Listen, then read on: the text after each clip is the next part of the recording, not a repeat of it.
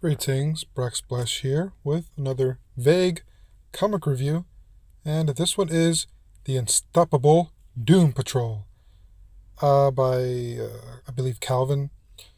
And this story is alright. I'll give the basic premise and then I'll explain my thoughts. So the basic, plot for this story is the Doom Patrol are helping another metahuman against giant robots that are attacking. Now, what's interesting is this human, I guess he's a metahuman. His name is Worm, and he has a creature inside of his stomach that he can pull out that he calls Velvet, who looks like a worm. So, I guess that's the joke. The human is named Worm, and the worm is named Velvet. Anyway, the Doom Patrol transport Velvet to their facility, which is pretty impressive. It's underground. And it's not something new. The previous Doom Patrol arcs, especially with Grant Morrison's run, their base was underground, which I imagine it's the same thing.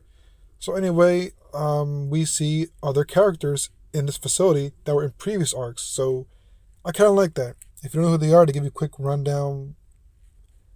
I mean, they don't really explain it in detail, like when Beast Girl shows Worm the physical facility, where you work out, you see Flex Mentallo. If you don't know who he is, it doesn't matter because he appears just to tell you that he helps people work out.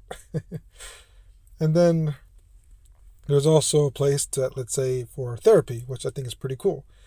What I think is kind of creepy is the therapist, when she speaks to Worm for his first class, one-on-one, 5 distorted faces come out of her because apparently all 5 are going to talk to him, or it's supposed to be better. I don't know if that helps in therapy because you're looking at a creature that can. It was creepy, and Worm even looked shocked. So I doubt if he told her anything. So that goes on, and then Worm is in his room and facility, and you learn that he's actually working for Peacemaker, aka this kid is part of the Suicide Squad. So basically, that whole rescue in the very beginning of the issue was a ploy in order for the Doom Patrol to come and get Worm. And he's been sent to spy on a facility. So he takes out Velvet, and under Peacemaker's orders, Velvet goes around the entire facility, checking things out, scoping the place. And it's cool as you get this little layout of the entire facility, and you see everyone who's there.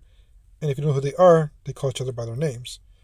So, pretty much every single person who the Doom Patrol met in the previous sagas, arcs, whatever, they're here. Now, Velvet comes across something interesting.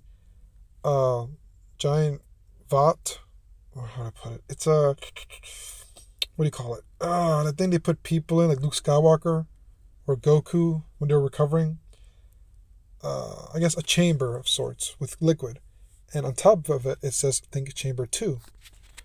Now, I'm not sure how Peacemaker knows this. Maybe Velvet has cameras in his eyes, but Peacemaker sees this and realizes this is bad. Because the last time Niles Calder created the think tank, he almost took over the entire planet. If it wasn't for the assistance of, who was it? I believe it was the computer that came to life and killed him. It was too much to talk. It was too much to go by. Too much to explain and it's not about this comic. Basically, the think tank is, as funny as the name is, it's not good. So Peacemaker, which orders Worm to destroy it or something, and Worm tells him he won't do that. Everyone seems nice. He's not going to attack them, and he tries to run away. And who does he meet but Beast Girl and Robot Man, who apparently knew/suspected that Worm was working for Peacemaker, and Peacemaker flipped the switch to make Worm's head blow up because each Suicide Squad member, they have a bomb implanted in their brain. So if they don't follow orders, well, you lose your head. But the Doom Patrol is jamming the signal, but it's getting stronger, so he's not going to make it.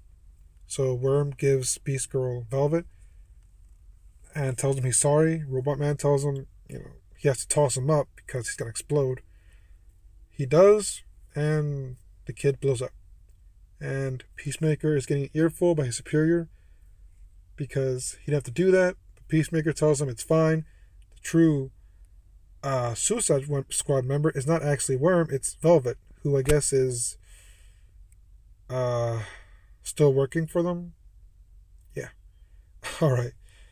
My basic gist of this comic is it's okay, kind of dumb in some segments. Beast Girl and Robot Man apparently knew or suspected that Worm was working for Peacemaker. If that's true, why did they did not get Niles Caulder to create something to maybe destroy the implant in his brain? I mean, they don't have to take it out. They can short circuit it, do something. Niles Caulder is one of the most smartest men in the DC comics.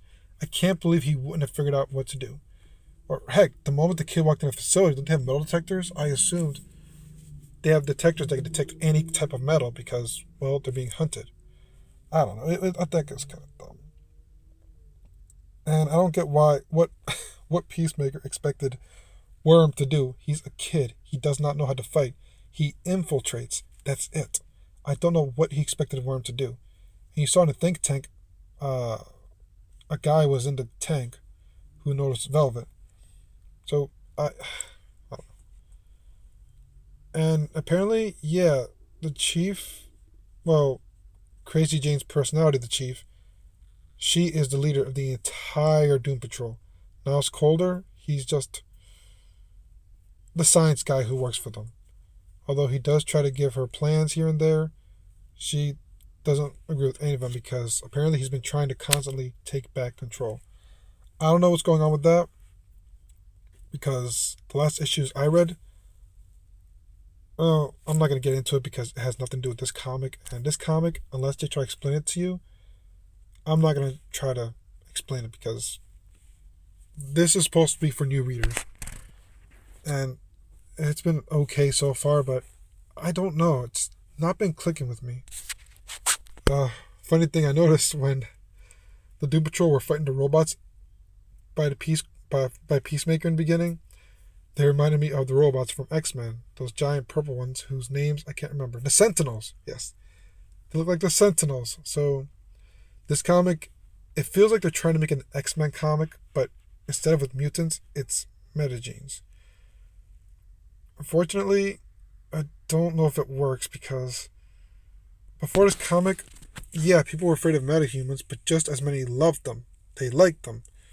But this comic is trying to make it seem like they're feared and the Doom Patrol has to go save them, and it just doesn't work with me yet. But I see what they're trying to do. But it just feels like an X-Men comic. They even got... No, I'm not going to get into that. It's just okay. I guess that's what it is. It's not wowing me. It's just an okay issue. Anything to say? Dorothy Spinner's dead apparently because Robot Man went to go see her grave. If you don't know who she is, she was the daughter of Niles Caulder. She had the power to, I guess, allow the Candlemaker, which is a cosmic deity, to come to life.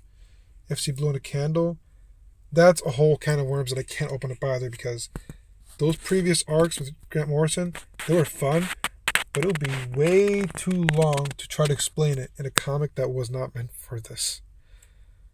Yeah. Anyway, thanks for listening to this vague review.